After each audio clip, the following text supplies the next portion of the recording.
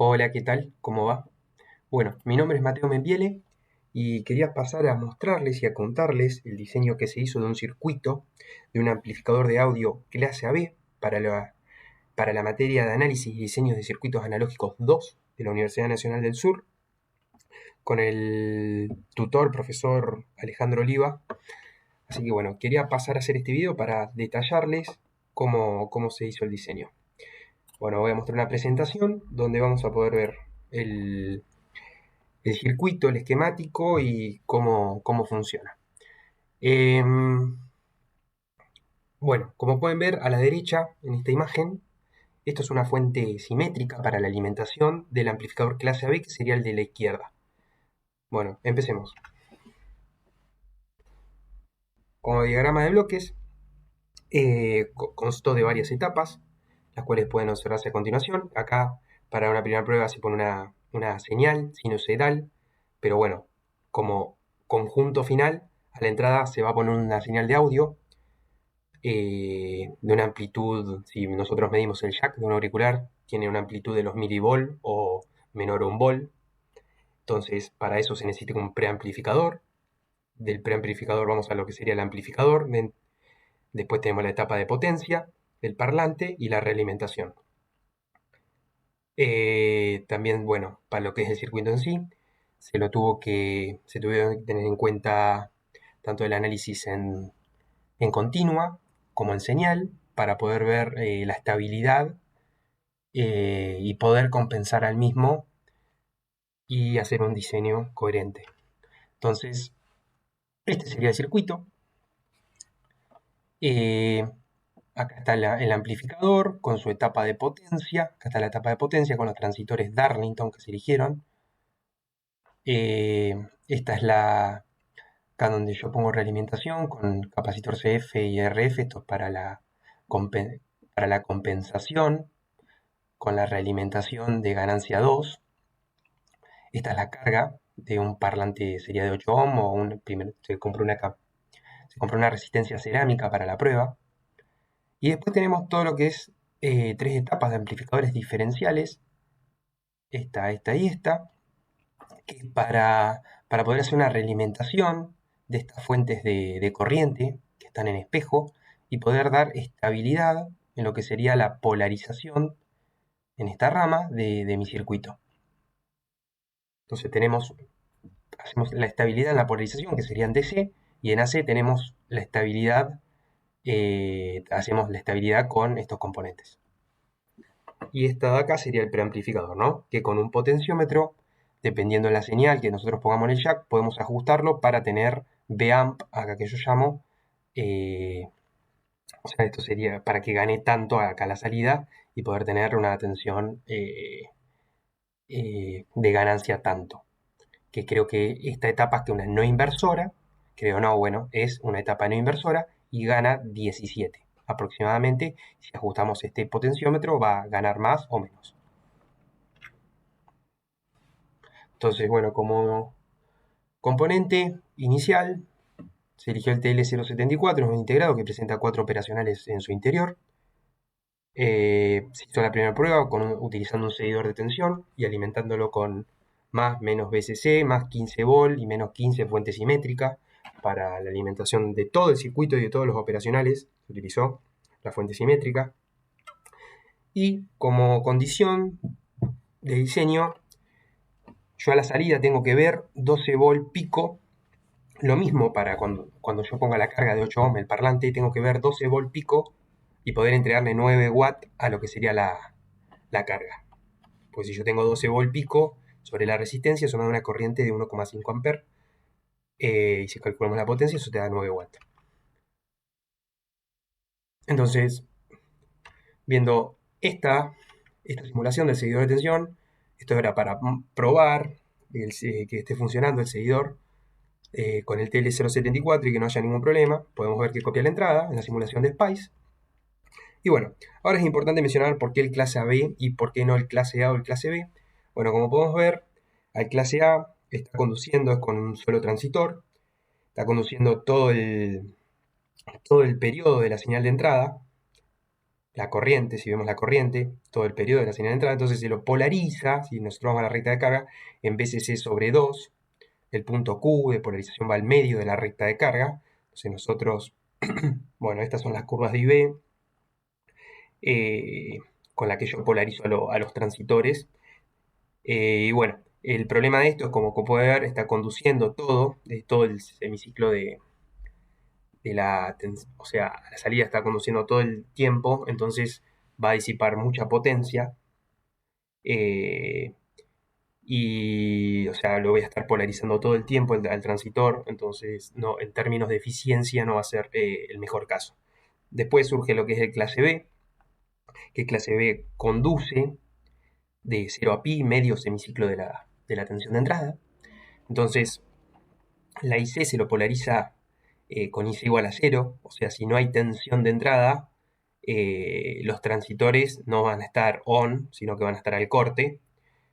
Entonces, en el punto en la recta de carga lo ubicamos en BCC. Dicho esto, al clase AB se lo polariza con una IC mucho menor a la IP, que es la corriente de pico de la tensión de entrada. Bueno, acá no lo puse, pero la corriente de pico, por ejemplo, para nosotros sería 1,5 A para 12 volt. Y se lo polariza con un poquitito eh, de corriente en la base de los transitores. Si nosotros acá calculamos, trazamos la recta de IB, que serían como estas, nos quedaría algo así, pasa por el punto este Q. Eh, entonces, para la hora del diseño se considera una IP sobre 100, corriente de pico, que sería 1,5 sobre 100 para nuestro caso. Entonces, dicho esto, como yo decía, en el clase A, sin señal de entrada, el transistor estaba conduciendo, es por eso que la eficiencia era muy baja, como yo mostré, como está conduciendo siempre, la eficiencia es muy baja. Entonces, en el clase B, como podemos ver, la corriente de polarización, este es un clase B, la corriente de polarización es IC igual a 0, entonces sin señal de entrada, estos están al corte, pero si ponemos señal de entrada para el semiciclo positivo y tanto como para el negativo, hasta que yo no supere la tensión, esta caída de la tensión de base emisor de ambos transitores, bueno, para el semiciclo positivo sería la de este, para el semiciclo negativo la de este, hasta que no supere eso voy a tener esta zona muerta o distorsión de cruce, si nosotros vemos la salida en este punto, ¿no? En B0M. Entonces, hasta que yo no supere este umbral de 0,7, que es la caída de los diodos, voy a tener esta distorsión por cruce y eso puede ser un problema en lo que sería mi circuito, aunque el clase B sea muy eficiente en términos en términos de potencia. Entonces, ahí es cuando damos noción al clase AB, que se polarizan los transitores para que con un poco de señal de entrada ya empiecen a conducir. ¿Y cómo se hace eso? Se hacen bueno, acá con diodos, o bueno, acá para mostrar una primera representación, se ponen dos fuentes de igual valor, y yo pongo estas fuentes tal que acá haya la misma caída, o sea, si yo acá pongo la fuente esta, acá haya la misma caída, y entonces que los transitores estén al límite de lo que sería el corte. O sea, ya con un poquitito de BI o B1, acá que para el semiciclo positivo, un poquitito de señal de entrada, estos ya van a estar conduciendo, entonces evito, o sea, esto lo pongo, supongamos 0,7, como acá, supongamos que la caída de tensión base emisora antes era 0,7, yo pongo estas fuentes, pongo un diodo acá, por ejemplo, de 0,7, entonces cuando tengo un poquitito de señal de entrada, estos van a empezar a conducir inmediatamente y evito esta distorsión de cruce por cero o zona muerta, como quieran llamarlo. Y lo mismo pasa para el semiciclo negativo, ¿no?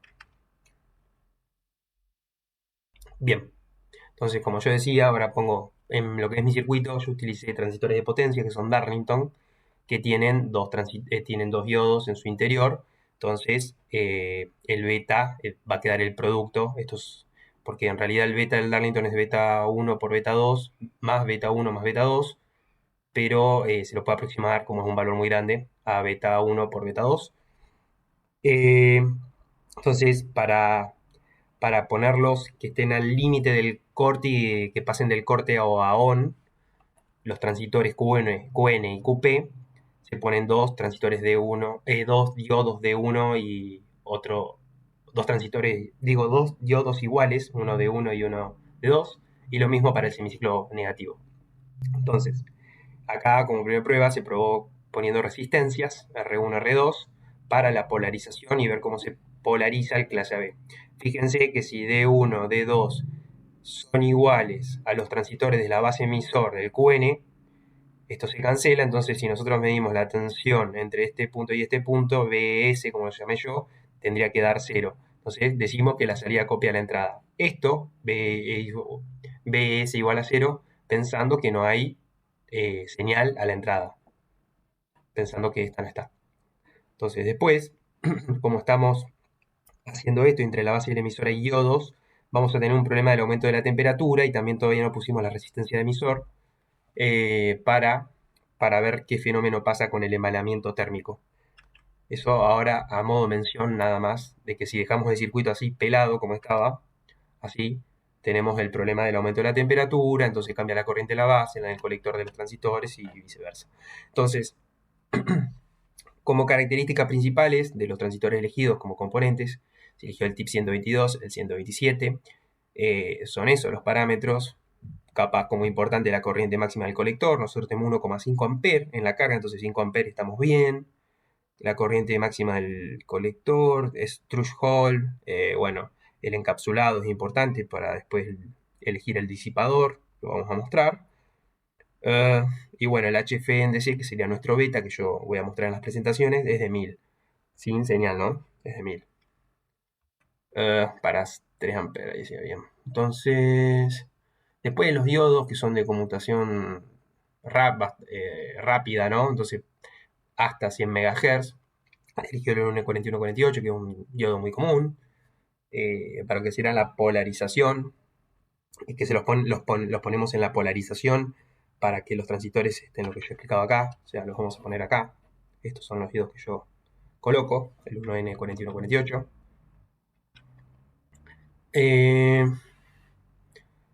¿Se podría haber elegido otro modelo? Sí, también. Esto no es un problema en términos de diseño, ya que las frecuencias audibles son de 20 Hz a 20 kHz. Eso capaz no lo había mencionado.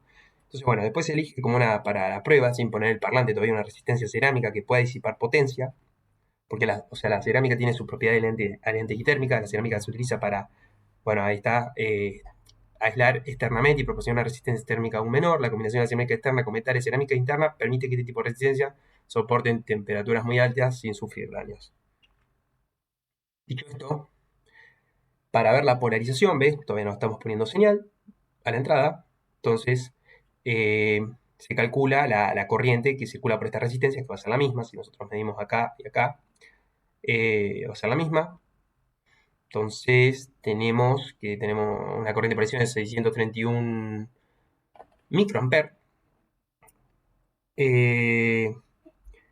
Entonces los transistores de salida reciben solo una pequeña corriente de polarización constante para que el transistor opere y a su vez para que la rama de los diodos se polarice.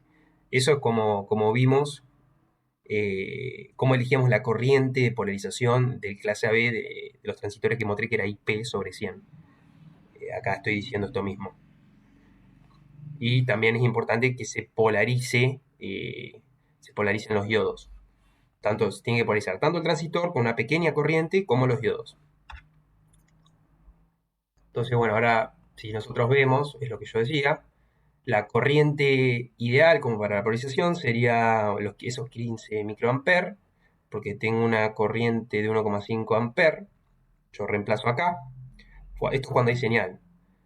Pero sin señal tenemos que lograr polarizar con esto, con esta corriente de 15 microamperes. Y si nosotros consideramos un beta de 1000, suponiendo que ese es el beta, considerando el datasheet del tip 122, nos da 15 miliamperes de la corriente de colector.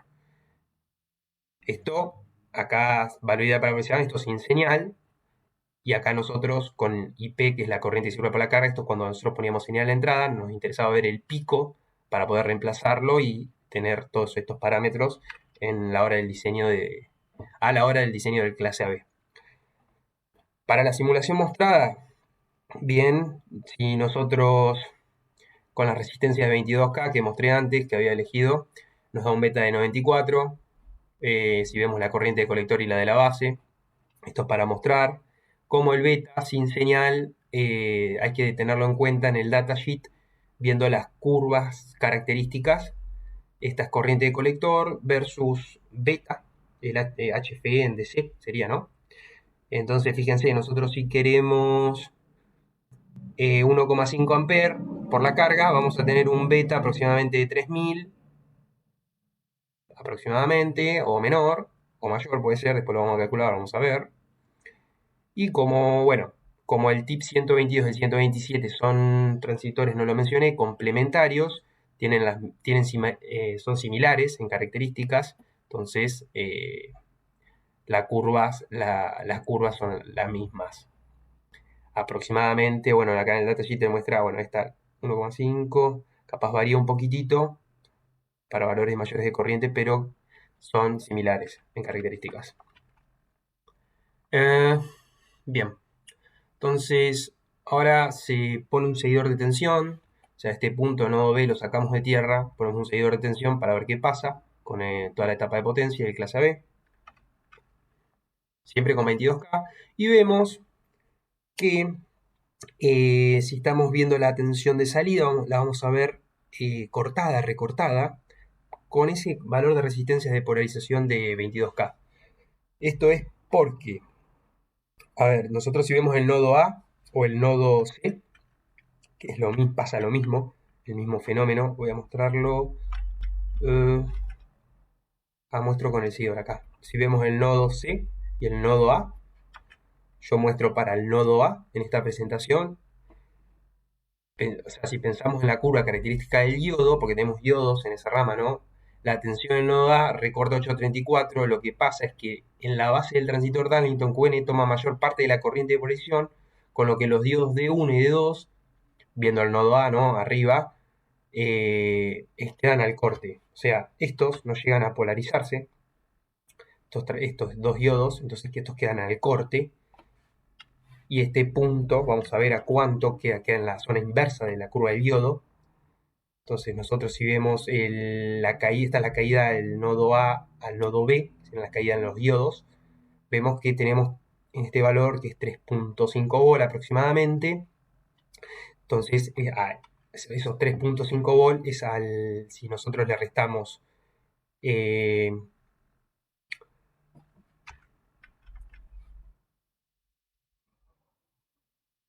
si nosotros hacemos 15 menos esos 3.5 volt, que son acá, a ver, que podemos ver todo, 12, está la tensión en el nodo B, o sea, tenemos los 12, sería 15 menos 3.5, nos da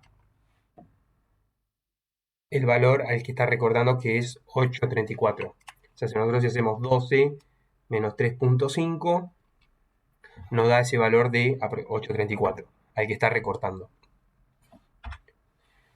Así que dicho eso, o sea, podemos ver, si quieren paro acá un rato, si podemos ver las gráficas. Bien, esto es la corriente, a ver cuánta corriente me está chupando en la base, el transistor QN, el Darlington. Y esta es la corriente por los diodos para ver qué fenómeno pasa en este nodo, ¿no? La corriente, esto es Kirchhoff, entonces esta corriente está entrando, esta está acá saliendo, esta está saliendo, entonces eso es lo que queremos ver. Entonces, básicamente, podemos decir que esto no es bueno porque la corriente de polarización no es suficiente para el diseño. Bien, dicho esto,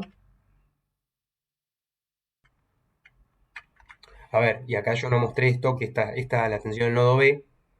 Nodo B obviamente es un seguidor, está copiando a la entrada, o sea, acá no tenemos problema. El nodo B si veíamos, el nodo B es acá, al medio.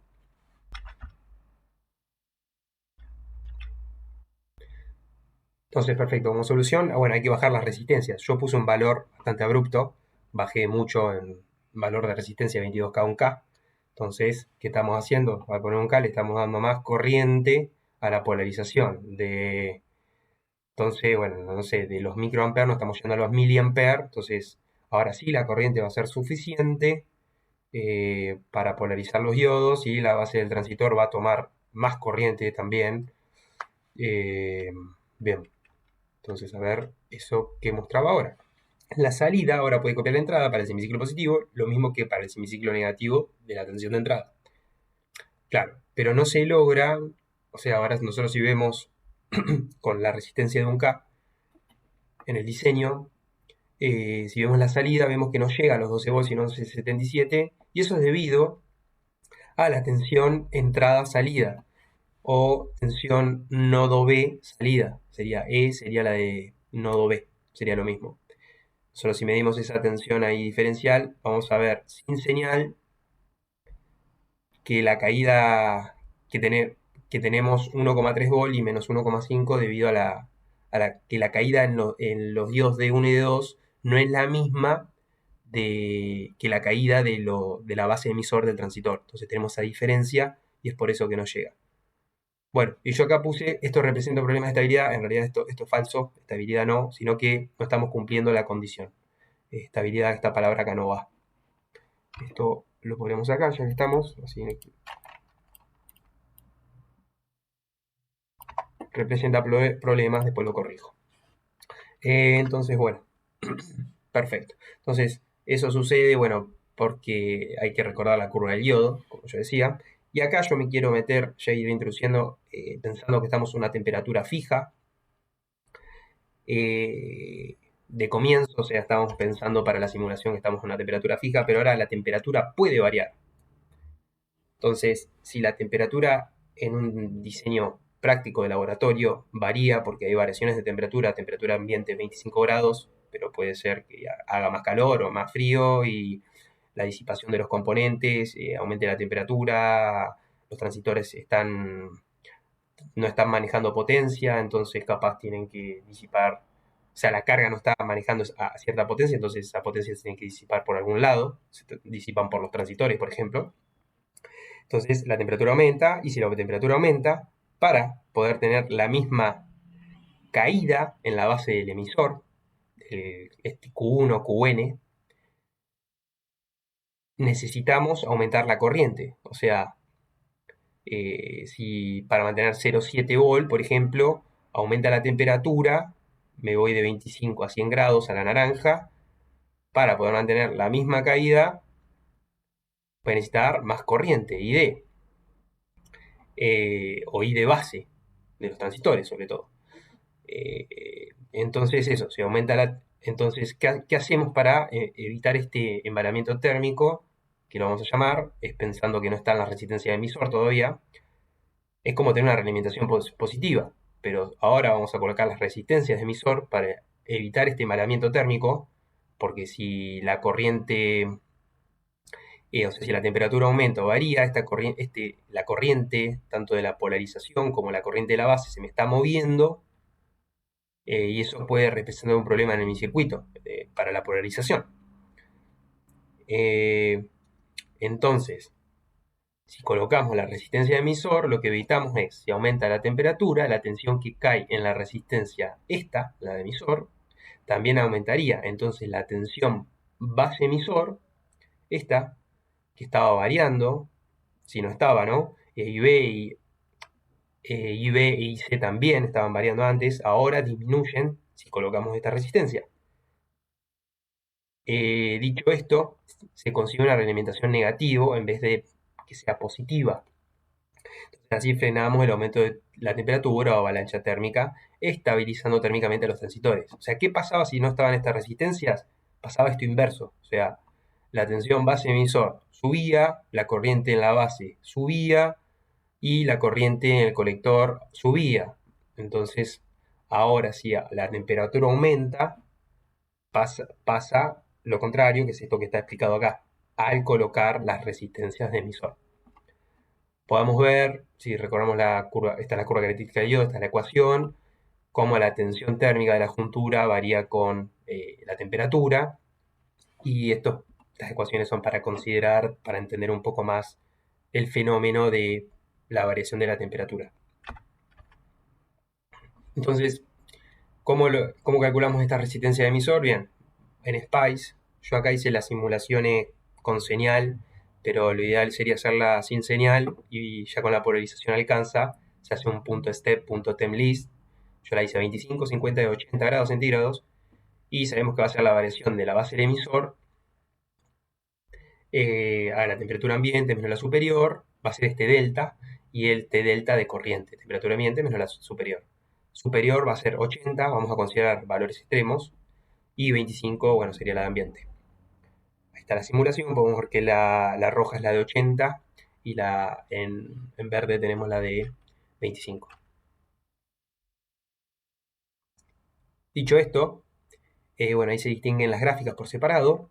Tomamos los valores picos, os vamos a enseñar, siempre tomando los valores picos, tanto para la de 80, esta es la de 25, esta es la de 80, tomamos los valores picos de tensión base emisor y corriente colector. Dicho esto, bueno, calculamos la resistencia de emisor, reemplazamos los valores y obtenemos 0,40. Llevado a un valor comercial que conseguí una resistencia cerámica que pueda disipar potencia para evitar este aumento de la temperatura. Conseguí una de 0,47, creo que de 5 watts era. Creo que también hay de otros valores como de 10 watts para estos valores de resistencia. Entonces, calcular la resistencia de emisor, nos metemos al cálculo de disipador. O sea, como dije, puede haber potencia que no esté manejando la carga y que se tenga que disipar por los transitores. Entonces, calculamos el disipador que tenemos que colocar en los transitores. Vamos a la hoja de datos del tip 122 o el 127, son complementarios, recordemos. Y ahí vemos que tiene una resistencia térmica juntura carcasa y una juntura ambiente. Bueno, reemplazamos los valores y vemos que la potencia que puede disipar cada transistor sin disipador es de 2 watts. Dicho esto, se calcula la potencia promedio suministrada por la fuente de CD, nos da 1452, que bueno, se reemplaza la corriente de pico, la BCC, que son 15 volt que estoy poniendo, mi fuente de alimentación simétrica, la corriente IQ, que sería el ICQ, son los 13,22 mA por los 15 volt de BCC, eso me da 1452. Bueno, la corriente de pico ya la mencioné varias veces, la potencia de salida son 9 watts, eso también lo mencioné. Calculamos la potencia en cada transistor, nos da 2,76 watts. O sea, cada transistor va a tener 2,76 watts. Entonces, tenemos que calcular la resistencia del valor del disipador, ¿no? Necesario. Entonces, calculamos la resistencia, nos da 44,16 grados centígrados watt. Bien, o sea, reemplazamos, esto es temperatura juntura, temperatura ambiente, potencia de cada transistor, esto es la resistencia juntura carcasa, y esta es la resistencia carcasa disipador, que es el valor de resistencia que tiene el encapsulado TO220. Hay una tablita y esto se puede ver. Bueno, yo la puse en el informe, no lo puse acá porque era mucha data, pero se la puede considerar para el cálculo. Entonces, bueno, acá yo lo llamé R' disipador ambiente. Esto es porque es para mostrar que se pueden hacer correcciones según la posición del disipador. Yo si lo pongo en horizontal, en vertical, yo lo estoy poniendo en vertical, hay que hacerle un factor de 1,1. Si lo estás poniendo en horizontal, creo que es de 0,9 y así, dependiendo de la ubicación. Y después hay un montón más de factores de corrección para lo que es el cálculo de la resistencia térmica, para el cálculo de la resistencia disipador ambiente, ¿no? Entonces, el disipador que necesitamos debería tener una resistencia térmica inferior a 4016, entonces se buscó un modelo, ese que dice ahí, el cual presenta una resistencia térmica de 10 grados centígrados watt. Entonces, dicho esto, este es el esquemático que tenemos para entender las resistencias térmicas y la potencia disipada en el transistor. Entonces, podemos que tenga una resistencia juntura carcasa, carcasa disipador y disipador ambiente, que es la que yo calculé. Bueno, bien, ahora dicho esto, ya habíamos elegido el disipador, que es de 10 grados centígrados watt. Entonces calculamos la potencia máxima que podemos disipar con este disipador, ¿no? Poniéndoselo a los transitores. Se lo ponemos, supongamos que se lo ponemos, entonces calculamos la potencia máxima con disipador. Entonces hacemos 150 menos 25, como antes, temperatura juntura, menos temperatura ambiente, más sobre, digo, la resistencia juntura carcasa, más la resistencia carcasa disipador, sobre el paralelo de la resistencia juntura ambiente con la resistencia disipadora ambiente, que es la que 10 grados centígrados watt sería. Esta era 62,5, la del datasheet. Volvemos y vemos esta resistencia juntura ambiente, 62,5. Esa le vamos a poner en paralelo nuestro disipador. Entonces eso nos da 8,62 grados centígrados watt, entonces nos da 10,79 watt. Lo cual es un valor por encima de los 9 watts antes calculados, o sea, vamos a poder disipar esos 9 watts suponiendo que no tenemos una carga donde estamos consumiendo esos 9 watts. Entonces estamos haciendo un diseño que pueda disipar esa potencia. Si no la estuviéramos manejando. Entonces, dicho esto, se implementó, en vez de polarizar con resistencias, las cuales pueden presentar cierta tolerancia, la corriente de polarización puede variar debido a la temperatura, como mostré, por eso calculamos resistencia de emisor y todos estos fenómenos físicos que se dan. Bueno, los fabricantes, como decía, la resistencia tienen tolerancia, puede ser que sea, vos elegiste una resistencia de 1K, en realidad no es de 1K, es de 900 ohm, o por decir un valor y así. Bueno, entonces se implementa una fuente de corriente en espejo. Esta de acá, simplemente esta de acá, es una fuente de corriente. Y bueno, o sea, con un preset se ajusta este punto, el que entra en la patita no inversora, que va a ser el mismo, como está realimentado, el mismo valor que V1. Entonces acá puedo yo fijar la corriente IZ, que va a ser mi corriente de polarización, que se la eligió para que sea de 839 microamperes. Se utiliza un amplificador operacional distinto, el cual es rail to rail, para lo que es la fuente de corriente, para poder fijar este punto un poco más arriba, en 14,604 volt, y no tener problemas con la excursión de la tensión de salida y que no se vea recortada. Por eso se lo eligió rail to rail. Como características principales, a la hora de elección, se tuvo en cuenta el slew rate también, que es de 2.5 volt microsegundos, con el fin de que pueda manejar frecuencias de 20 kHz, que es una condición para lo que es mi circuito, ya que quiero escuchar frecuencias audibles, música, en el circuito.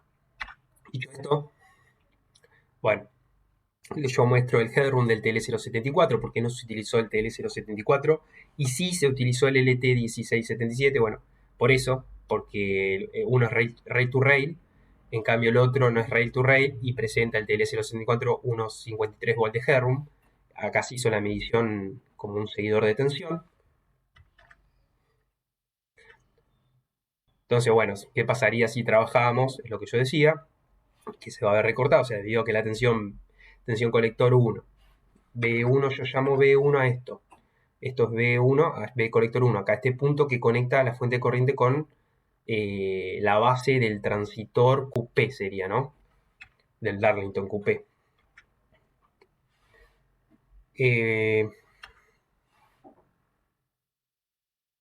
Entonces la veríamos recortada. Lo que sucede es que BC, o sea, la tensión colector 1 recortaría este valor y se fija con la tensión de entrada a la tensión de colector 1. O sea, la tensión de entrada, o sea, la tensión de colector 1 es igual a la tensión del nodo B, que es la tensión de entrada, porque si tengo un seguidor, más la tensión del diodo 3 más la del diodo 4. O sea, el punto del colector 1 va a estar a un valor, ahí les voy a mostrar, así, bueno, no muestro todavía, pero bueno, va a estar a 13,6 volt aproximadamente la tensión del colector 1, o sea, la tensión en este punto, y si nosotros tenemos un operacional que tiene un headroom de 1,53, este punto de acá de tensión de emisor 1 me lo va a fijar a, supongamos, 13,7. Entonces la salida se va a ver recortada porque este punto lo estoy fijando por encima de lo que es el colector 1. Bien, Ahora vamos a ver esa gráfica. Entonces, bueno, cambiando el LTE 1627, estas son las características del headroom. Vemos que para el de bajada tiene 110 milivolt típicos y para el de subida 75 milivolt típicos. Eso para el headroom. O sea, ahora tenemos sigue teniendo el headroom, pero en el orden de los milivolt, ¿no? De 1,53 volt como tenía el TL074. Y bueno, esta es la fuente en corriente en espejo de arriba, que es la misma. Y podemos ver que tiene un Ref 2. Esto es un divisor de voltaje con un offset más VCC. Este Ref 2 es la realimentación para la estabilidad en la polarización, la cual yo mostré al comienzo que la hacía con etapas de amplificadores diferenciales, con 3 etapas, las cuales voy a mostrar en un ratito. Pero a ver, esta gráfica es la misma que, que la fuente de corriente, o sea, es el espejo de la fuente de corriente de abajo. Entonces, hasta ahora llegamos hasta acá, tenemos un seguidor, como podemos ver, pero tenemos señal a la entrada, amplificador y la tapa de potencia y el parlante o la carga de 8 ohm, que sería de prueba, ¿no? Una resistencia cerámica. Con la resistencia de emisor calculada, la fuente de corriente para la polarización estable en DC. Y bueno, acá ajustamos un preset, este valor de resistencia se diseña igual para que la polarización sea lo más estable posible. Bueno, si podemos ver, esto es un SOSI. Tenemos la impedancia, podemos ver, después al final le voy a mostrar las impedancias de entrada, de cómo son y por qué logro una fuente, o sea, una fuente de corriente con estas topologías. Entonces, bueno, la salida de clase AB ahora sigue. Si nosotros vemos, está en un valor pico de 10,98 volt, no tenemos los 12 volt pico que queremos. Con las fuentes corrientes de espejo. Entonces, realimentar a la salida sería una mejor solución. De esta manera, el operacional a lo que tenga que hacer para mantener B más igual a B menos. ¿Se entiende? Entonces, la realimentación activa hace que lo que el amplificador operacional ajuste el voltaje a su salida de la tensión del nodo B. Esa es la idea del circuito. O sea, necesitamos realimentar para poder lograr los 12 volt pico a la salida. Hasta ahora me estoy dando cuenta de eso en el circuito. Quiero que vean cómo vamos paso a paso. Entonces, si vemos la tensión, bueno, yo acá llamé tensión diferencial, pero esta es la tensión. Claro, esta es la tensión entre ES, que yo había llamado, este BD es VS. Vamos a corregirlo ya que estamos, si queda claro. Esto de acá es VS. Vemos que la variación es de milivolt. Y estando sin realimentar, porque ahora estoy con el seguidor de tensión todavía, no estoy realimentando la salida. Entonces, si vemos la salida. O sea, esta es la del seguidor de tensión, este es el nodo B. Tengo 12 volt en el nodo B. Ahora, si realimentamos la salida, vemos la salida, tenemos los 12 volt, viendo este punto acá. Y si vemos el nodo B, y esto también sería BS, esto es un error mío, esto de acá es BS, y si vemos BS ahora, no es de los milivolt esa diferencia, sino que ahora el operacional está haciendo lo que tenga que hacer para poder mantener sus patitas inversora y no inversora al mismo valor, ¿no? Entonces te lo lleva para poder mantener o sea, la salida, ahora está, o sea, la tensión BS sería 1,2 y menos 1,2 como valores pico, o sea, el operacional a su salida está haciendo lo posible para poder mantener la misma tensión entre la patita B más y B menos, que sería no inversora inversora, para poder mantener la tensión diferencial igual a cero, porque esa es la ventaja de realimentar. Entonces, si vemos la tensión en el nodo B, ahora, nodo B que era el medio, que antes era lo que era el punto del seguidor, ahora no está más el seguidor, sino que está realimentado a la salida, vemos que me lo sube ese vol, este vol 1,2 casi, 1,11, a 13,11, o sea, de 12 vol que tenía antes como seguidor sería 12 vol más, 3, más este 1,11. Entonces está haciendo lo posible el operacional para poder mantener su tensión diferencial igual a cero. Entonces, Bien, ahora con señal calculamos el beta con 1,5 amperes, vemos la corriente en la base de los transitores, en cualquiera, ¿no? Acá estoy viendo en el QN, es de 574 microamperes, calculamos el beta, me da 2613. Si recordamos la gráfica de los transitores del datasheet, hoja de datos, yo dije que iba a ser aproximadamente de 3000, está bien, para 1,5 amperes tengo un beta de 2613. Eso de ver el beta es más que nada para modo mención. Entonces, ahora queremos ver cómo se obtiene de la fuente de corriente en espejo que había mostrado antes. A ver si la puedo mostrar acá. Acá, el BREF2. Entonces, para hacer eso se aplican esta primera etapa. Eran 3 etapas. Esta primera etapa, esta segunda etapa y esta tercera etapa. Entonces, si vemos la primera etapa, esto es un amplificador diferencial. Yo estoy midiendo BE1, que estaba a 14,6, y BE, que es menos 15. Entonces, el amplificador diferencial, para llegar a esto, a esta ecuación de acá, R5 sobre R3, BE1 menos BE, esto se llega mediante superposición, haciendo un análisis matemático en superposición.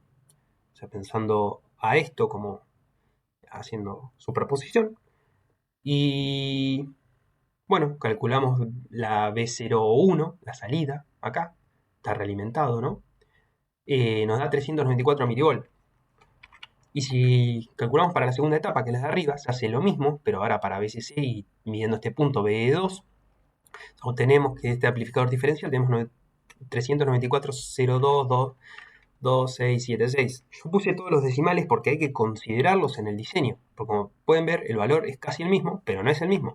Entonces, ¿qué hacemos? Con una tercera etapa de amplificador diferencial, acá entra B01, estos 394 milivolts, con todos esos decimales, B0U2, con todo 394 milivolts, con todos esos decimales, hacemos la diferencia, que es el amplificador diferencial, la relación de resistencias, como es 100K, 100K es 1, entonces me queda la diferencia, me da en el orden de los microvolts, menos 827 microvolts.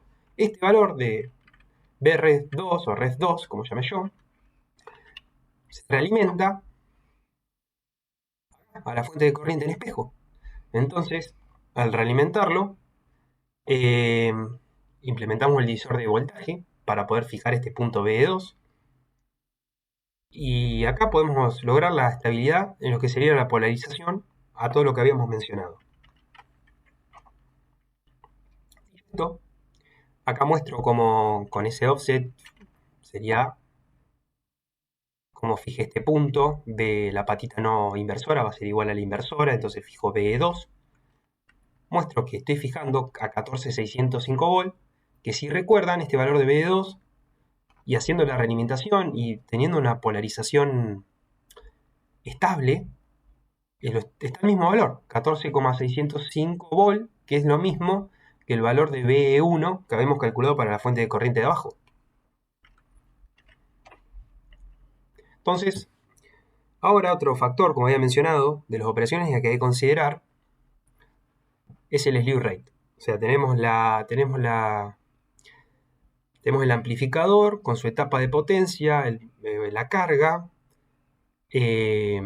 realimentamos a la salida con una ganancia unitaria y ahora nos metemos en estos análisis del slew rate que hay que tenerlo en cuenta a la hora de elegir un amplificador operacional. Entonces, el slew rate es la pendiente de la señal de salida, depende de la frecuencia, la amplitud y de la amplitud. Por lo que llega un momento a partir del cual el amplificador operacional no puede seguir la pendiente de dicha señal. Entonces, el slew rate es la variación con respecto al tiempo, o sea, no voy a estar pudiendo seguir en la entrada. Y bueno, esto podemos calcular la frecuencia máxima que yo puedo poner a mi tensión de entrada. Y para decir que mi amplificador operacional sí va a poder copiar a su salida a esa tensión de entrada. Entonces, si vemos, B0 y F son inversamente proporcionales. Si hacemos mayor amplitud de B0, debemos limitar la frecuencia y viceversa. Calculamos la frecuencia máxima, que el slew rate, esto me lo da en la hoja de datos, el fabricante, que es de 2 volt, es de, digo, 2 volt no, es de volt sobre microsegundos, son las unidades, sobre 2pi sobre el valor pico de la tensión de entrada que yo esté poniendo. Entonces, si vamos a ver, estas son pruebas de laboratorio que se hicieron, esto es para el TL074, poniendo 20 kHz a la entrada, vemos que tiene un slew rate en el datasheet de entre 8 y 13 volts sobre microsegundo. Nosotros calculamos en el laboratorio 12 volts microsegundo, utilizando los cursores en el osciloscopio XCI. Eso nos da una frecuencia máxima para este operacional de 160 kHz. Nosotros tenemos 20K de tensión de entrada, como máximo, ¿no? Señales audibles por los seres humanos. Pero tenemos que calcular el slew rate también del LT1677.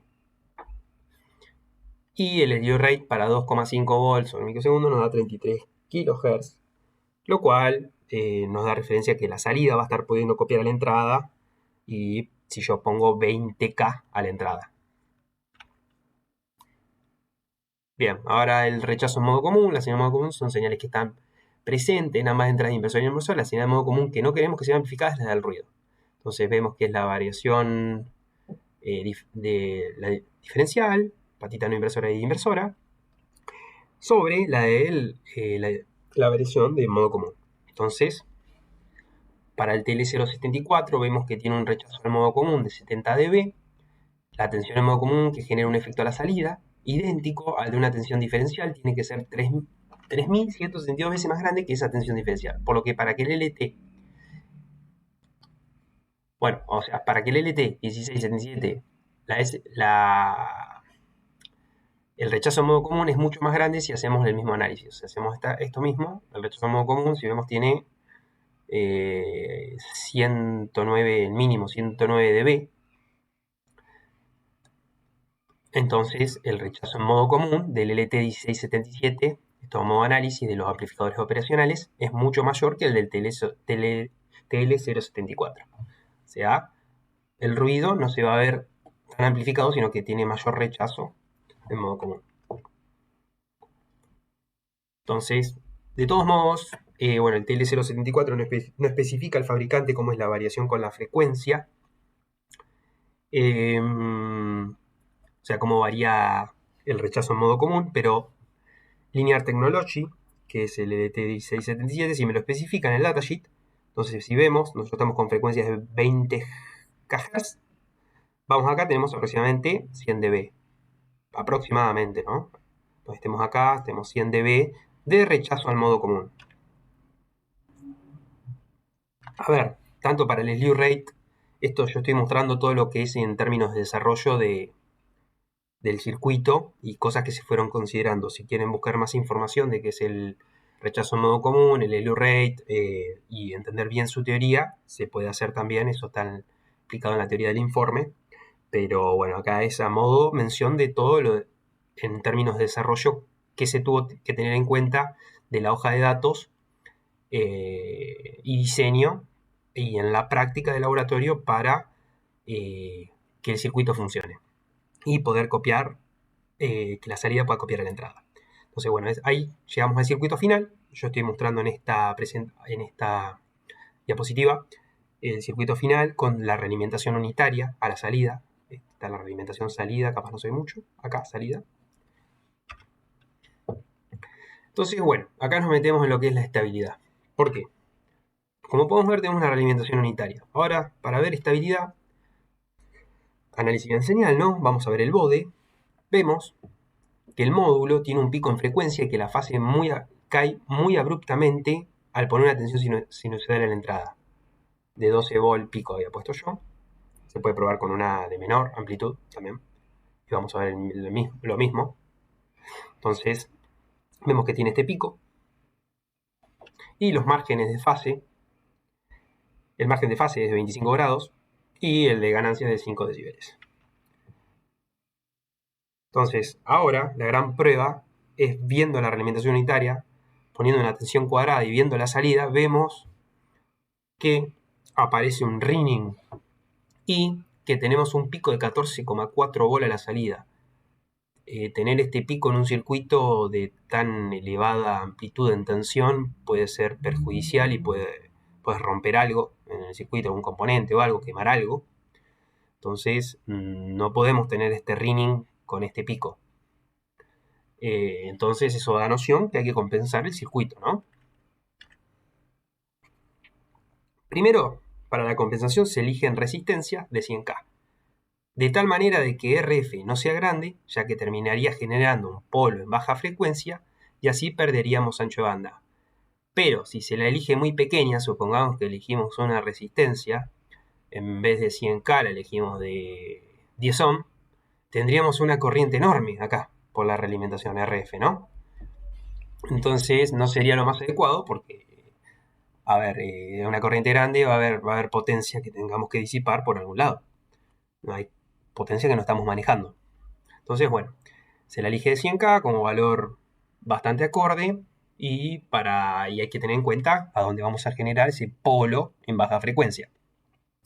Dicho esto, si elegimos la 2 de 100K, ahora podemos ver esto con esta realimentación. Es como tener una etapa no inversora con esta realimentación. Entonces va a estar ganando 2. Esta etapa va a estar ganando 2. Entonces si nosotros queremos tener 12 volt a la salida, a la entrada tendremos, si está ganando 2, tendremos que poner 6 volt, ¿no? 6 por 2, está ganando 2, me da 12 B0, ¿no? B0 igual a 12. Entonces, bode. Análisis en bode de la realimentación con la resistencia de 100K, de ganancia 2. Vemos que se mejoran los márgenes de fase, ya no está más el sobrepico en frecuencia y que la fase no cae muy abruptamente. Bueno, ahora mejoran el margen de fase al ser esto. El polo que está, o sea, no me está molestando. El margen de fase mejora de 25 paso a 45 y el margen de ganancia también, así te debe. Pero si vamos al laboratorio, ponemos las resistencias en la realimentación, perdón, vemos que sigo teniendo el ringing, aunque, o sea, aunque la amplitud haya bajado un poquitito, sigo teniendo el ringing.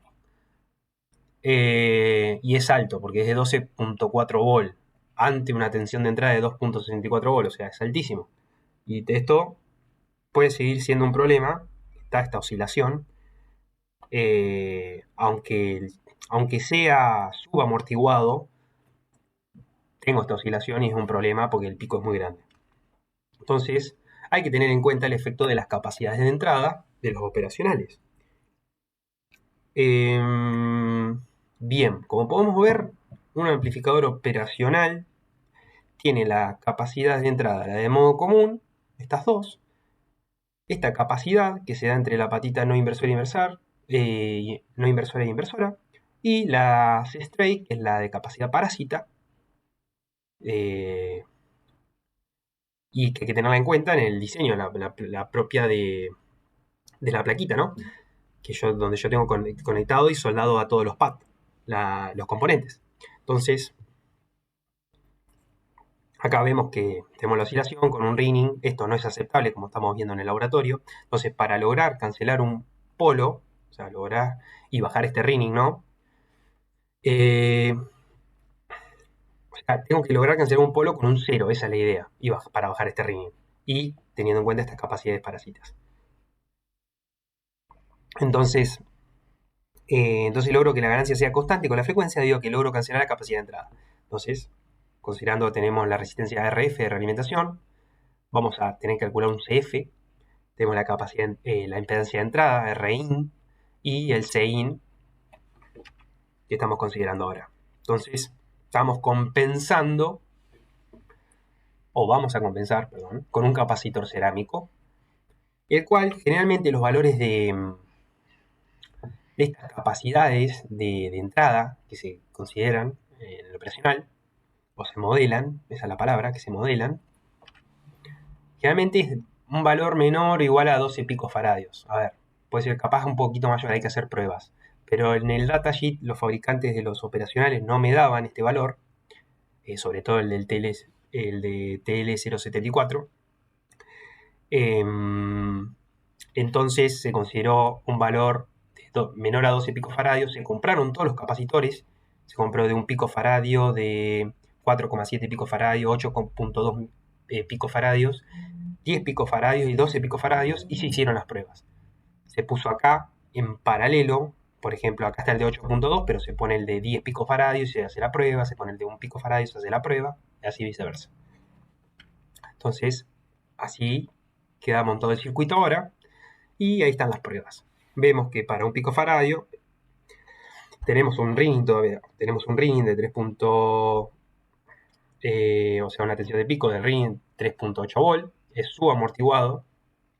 Para 4,72 volt, esto sigue siendo alto, y para 8,2 picofaradio tenemos 400 milivolt, y para 10 picofaradios el sistema se hace sobreamortiguado, lo cual no es bueno.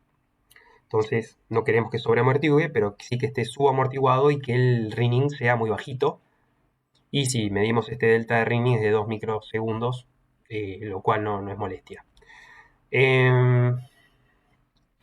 Perfecto, entonces en el laboratorio, haciéndole un zoom, perdón, y poniendo el capacitor en paralelo, vemos que el ringing queda de esos 400 milivolt muy bajito. Entonces, también se puede medir la ganancia de lazo, se hace como dice en esta presentación, cómo se mide la ganancia de lazo en SPICE. Bueno, hay que abrir la realimentación, entonces se abre el lazo de señal, ahí dice, pero lo dejo cerrado para la polarización en DC con una unidad L muy grande, entonces inyecto señal a través del lazo, estamos inyectando señal acá, a través de un capacitor muy grande. ¿Se entiende? Entonces, así podemos ver la ganancia de lazo, nos da con el capacitor, ¿no? Y las resistencias que habíamos puesto en la realimentación, que ganaba 2, recuerden eso, el margen de fase ahora nos da 82 grados, que es muy bueno. Entonces, bueno, acá el resumen de lo que sería un diseño óptimo, le pueden hacer pausa y leerlo, de este circuito, diseño óptimo de este circuito, según mis cálculos. Y bueno, después, como yo había dicho al comienzo, se hace una etapa de preamplificación, porque yo quiero tener en este punto 6 volt, debido a que en el jack del auricular, del celular, la entrada, si yo pongo acá, pongamos que este preamplificador no esté, yo pongo directamente acá el jack, pongo una señal de audio enchufada a mi celular, al jack, voy a tener en el orden de los 350 milivolt o menor a 1 volt de amplitud de señal. Entonces hay que preamplificar esto para poder tener los 9 watts en potencia en el parlante en la salida. Preamplificamos, tenemos 6 volt en este diseño, ¿no? Con 50K y 3.03K de resistencias de realimentación. Y a la salida vamos a tener los 12 volt de pico, por lo tanto 9 watts en la carga parlante. Si vemos esto, ahí está, tensión de entrada, amplificada y tensión de salida, que es lo que digo, 9 watts en el parlante.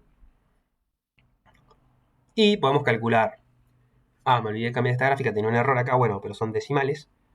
Esto en vez, acá esto no es 839, esto era acá, este valor, bueno, lo tengo que borrar. Pero este valor no son 839 micros, sino que eran 13 mA por 15 volt. Bueno, me cambiaba esta potencia suministrada a fuente C, es 14,52 watts, estos decimales cambian. Pero bueno, si calculamos la eficiencia del amplificador, bueno, con esta corrección acá que está mal, me da el 62%, bueno, muy parecido acá. O sea, la eficiencia que tiene mi amplificador clase AB es del 62%. Bueno, como había mencionado, tenemos dos topologías, la POSI y la SOSI. La POSI es tensión a la entrada y a la salida tengo tensión. Y en la SOSI estoy poniendo tensión a la entrada y a la salida tengo corriente. Que es la fuente de corriente, las dos fuentes de corriente que tengo y tanto en el amplificador diferencial como en el amplificador tengo la topología POSI. Entonces podemos calcular, considerando los parámetros de lazo abierto del TL074 y los parámetros para lazo abierto donde yo implementé la fuente de corriente, el LT1677, sus características y podemos calcular, en MATLAB se hizo esto, cómo es la resistencia de salida y de entrada, bueno, ganancia de lazo, factor de mejora, un montón de otros parámetros, ganancia de lazo abierto, ganancia de lazo cerrado, un montón de parámetros, pero lo importante, a mí me llamó la atención ver, para el POSI, cómo quedaba la resistencia de entrada y la de salida, y lo mismo para el SOSI. Si vemos la resistencia de entrada para el POSI, que sería tensión en serie a la entrada y mido voltaje en paralelo a la salida, tengo que una resistencia muy grande de entrada y a la salida una resistencia de entrada, a la salida una resistencia muy chiquitita. Y para el SOSI, ambas son grandes, como podemos ver, muy grandes, una resistencia y esto tiene noción porque es una fuente de corriente, entonces necesitamos una impedancia de entrada grande y una impedancia de salida alta. Obviamente que acá, en la simulación, acá se reemplazan los valores de lazo abierto del LT1677 y para el POSI se reemplaza los del TL074. Y bueno, eso sería toda la presentación. Muchas gracias. Un gusto que hayan podido ver y espero que les ayude.